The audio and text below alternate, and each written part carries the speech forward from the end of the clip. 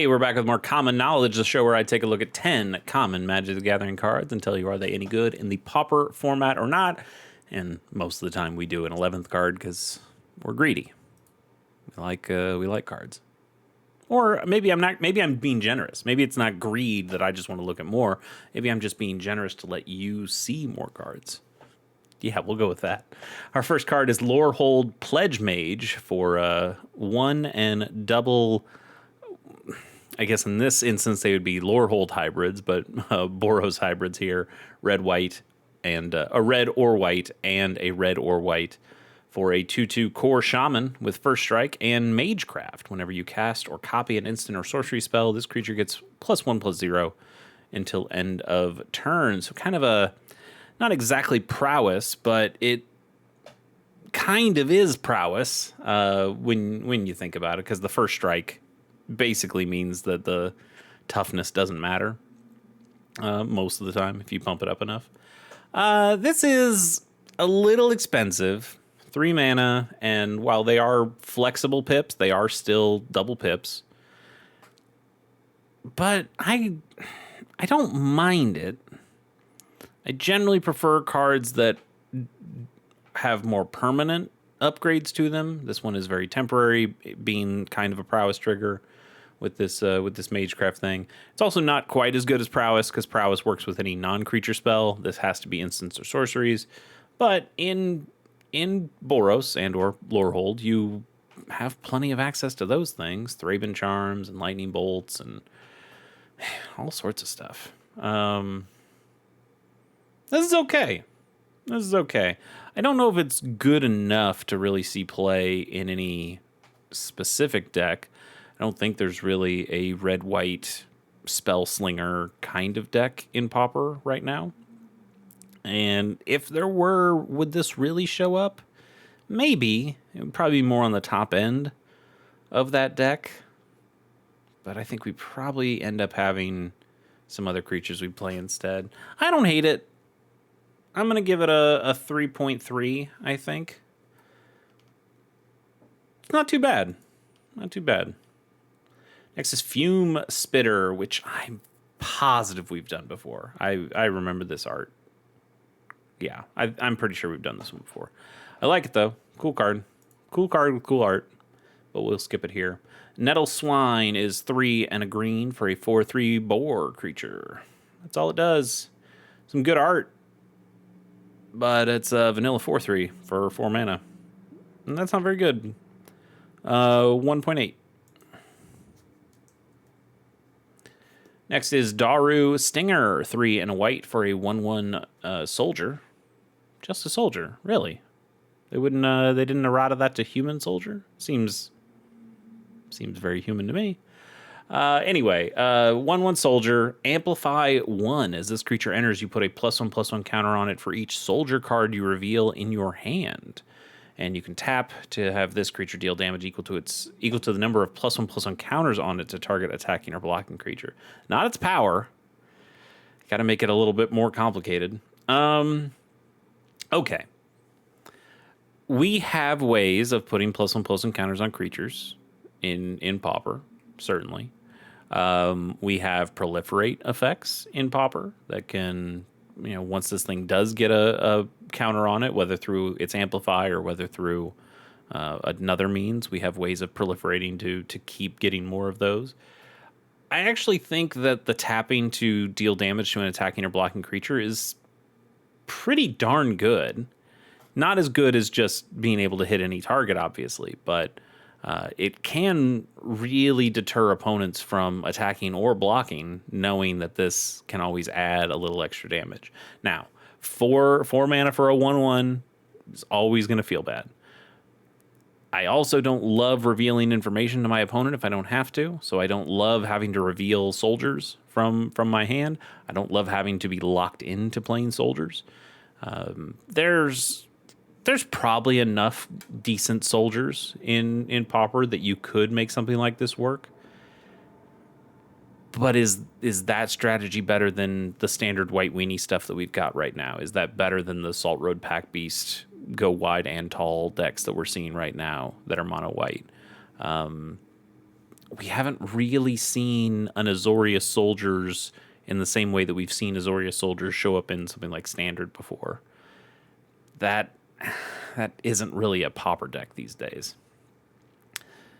If we get a bunch of soldiers, this could potentially be useful, but even then, 4 mana is a lot of mana to ask for. This thing has to stay on the table for a whole turn to be able to start using its tap ability.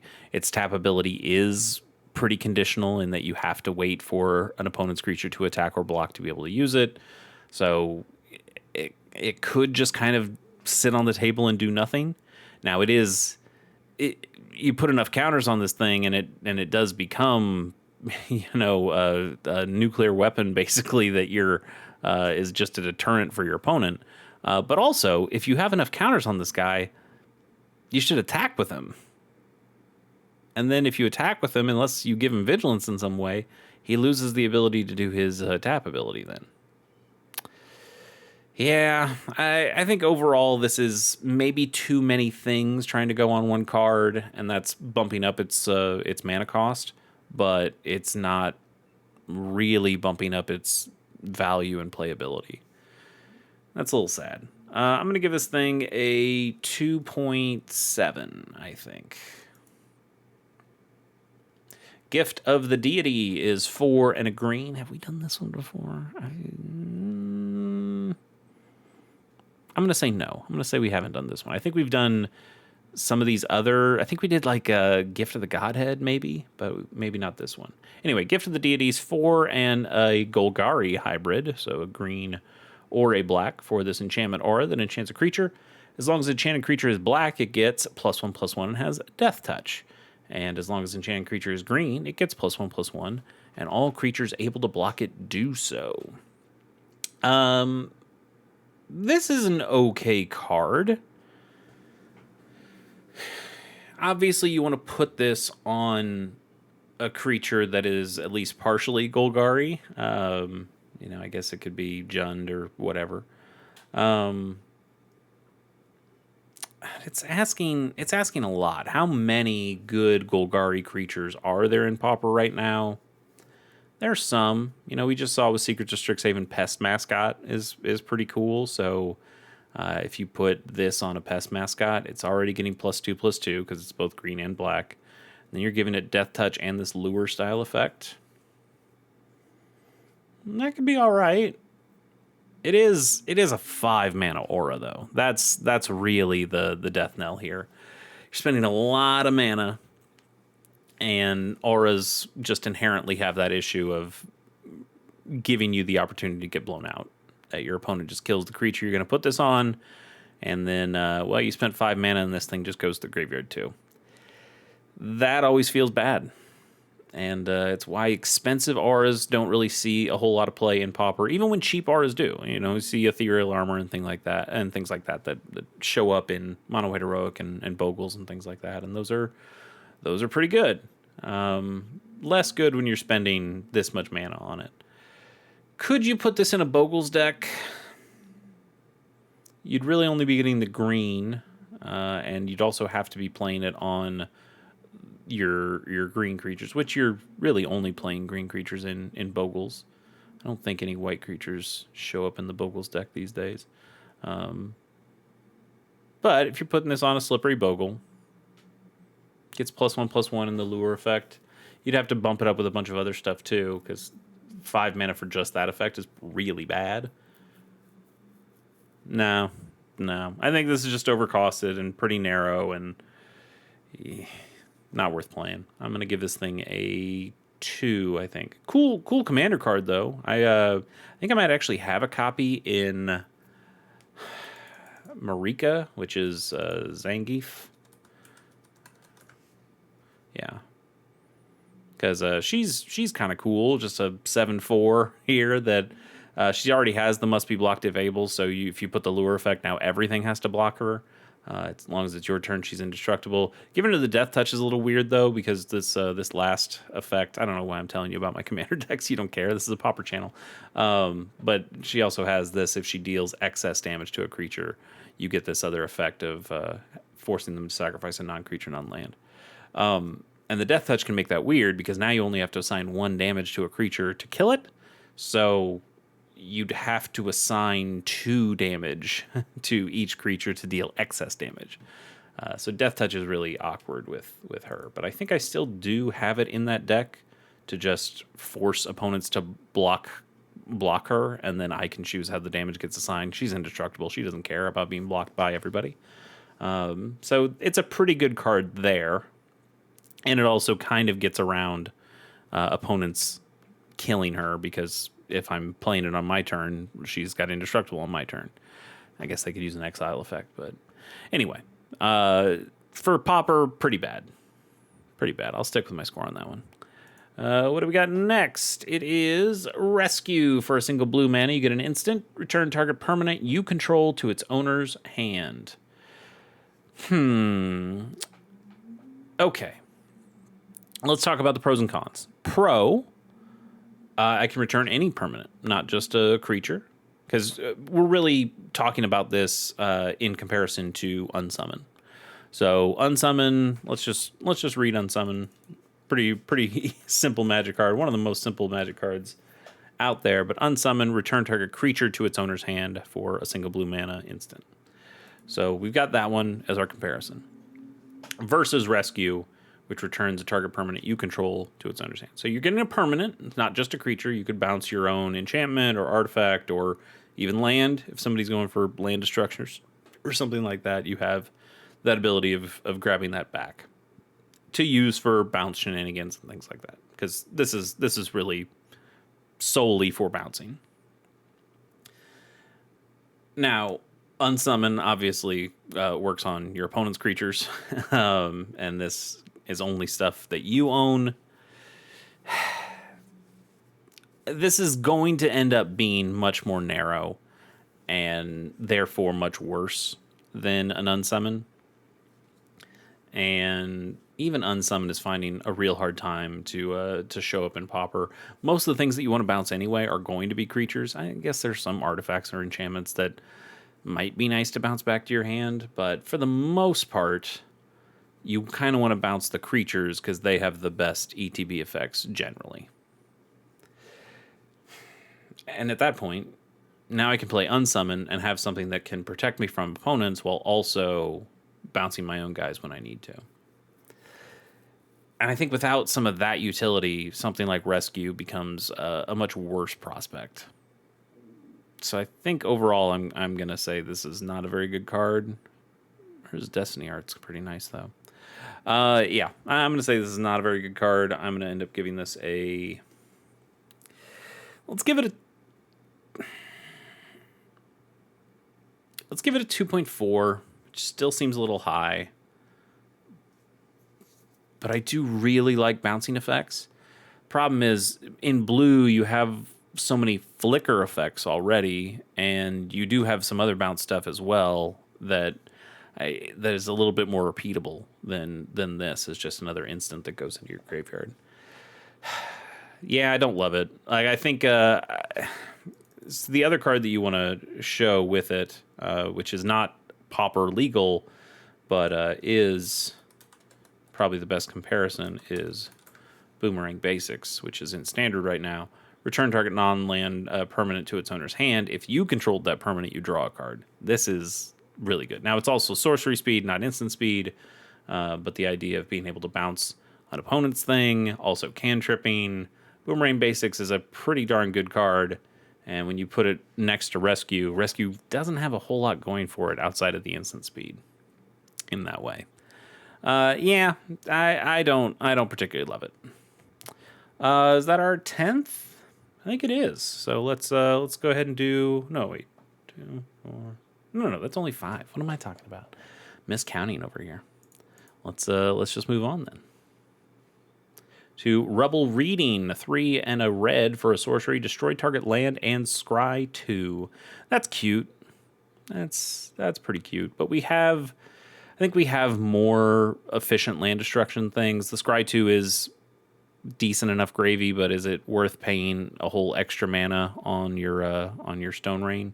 I don't think that it is. we do have a deck in Pauper that is red and green, maybe even sometimes splashes black to get some of those land destruction cards as well. But we have one deck in Pauper that does land destruction, and it doesn't play this card because this card is just a little too expensive when you consider the other options available to you. So it's fun. I like the art on it, but in terms of Pauper playability, I think we end up giving this a 2.4, I guess. 2.5. 2.5. It does destroy land. That can be cool. Next up, Komodo Rhino, which is 3 and a red for a 5/2 lizard rhino with trample. It's almost a decent rate. 4 mana for a 5 power trampler does sound pretty nice. 2 toughness kind of means it's going to get blocked and traded with relative ease. It's a lot of initial cost to put a creature down with only 2 toughness that somebody could just kill with a shock.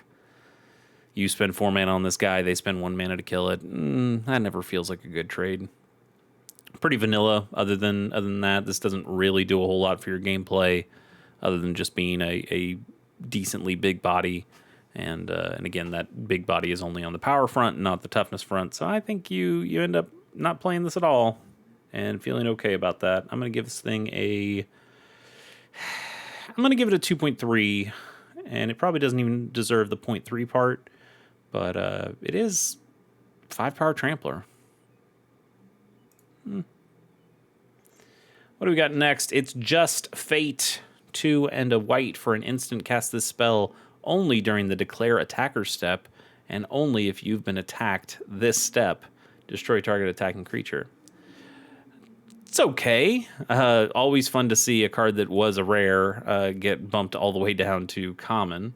But being Portal Second Age, this printing wasn't gold on the set symbol there. So I wouldn't mind playing this in Pauper because nobody would really know the difference. Just Fate is okay, I guess. 3 mana to kill a creature.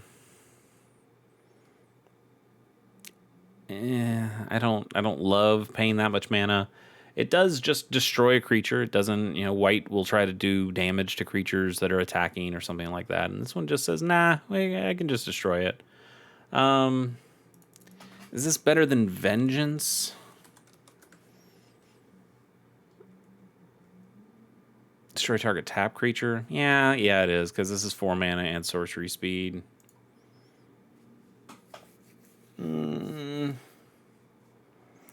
I don't love it. We have so many other good removal spells in white in Pauper. I don't think I would waste a slot on Just Fate.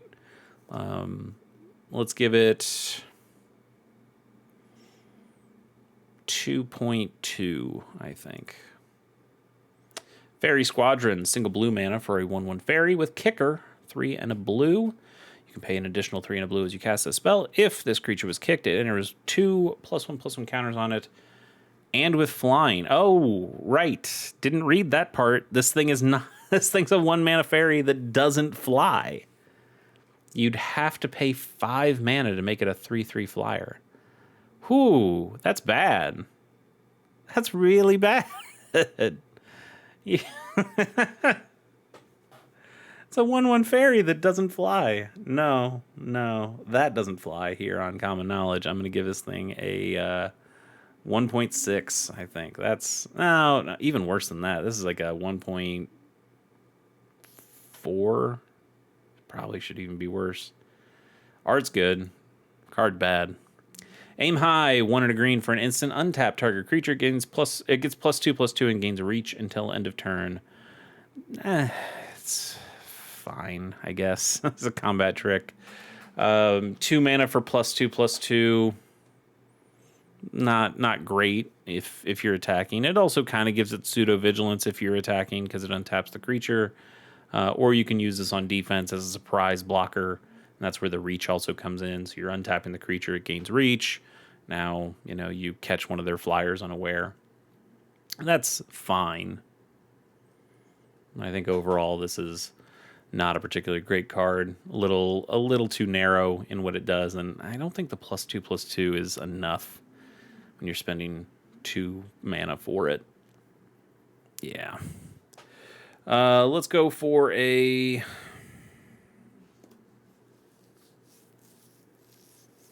going to give it 2.2. That's what it gives you. That's what I'm going to give it. And now we're on to a bonus card, I believe. And then we can end. Ooh, good one. Kami of False Hope.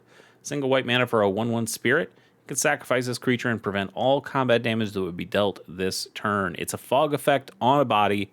It's a white spore frog. Spore Frog is also in the format here. Does the exact same thing, but just for a single green instead. Having this in white's not bad.